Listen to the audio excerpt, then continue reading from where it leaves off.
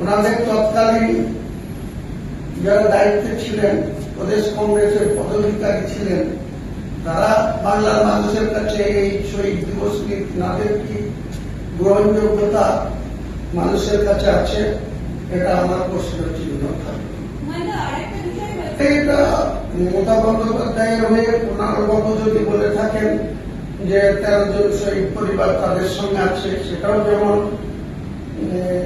আমি মনে করি যে সেই সমস্ত শহীদ পরিবারের লোকদের নিয়ে কালকে মুখ্যমন্ত্রী যেটা বলেছেন যে কমিটি মমতা বন্দ্যোপাধ্যায় ডিক্লেয়ার করেছিলেন, সেই কমিটি থেকে সুপারিশ আমরা শুনতে পেয়েছি যে শহীদ পরিবারের যারা অভিভাবক যারা ছিলেন তাদেরকে 25 লক্ষ টাকা করে কম্পেনসেশন দেওয়ার কথা বলা হয়েছিল এবং ইনজোর পার্সেন্টেজ 5 লাখ করে দেওয়ার কথা বলেছে।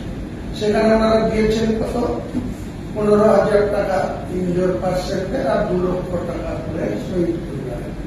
এই টাকা তো বাংলার মানুষেরই টাকা, তো তাদের ক্ষেত্রে দিলে কি ব্যক্তিগত মমতা বন্দ্যোপাধ্যায়ের কোনো ক্ষতি হতো? কিন্তু মমতা বন্দ্যোপাধ্যায় সেদিনকার আগেই বললাম যে 1993 রাজনীতির উদ্দেশ্যে তিনি মহাকরণ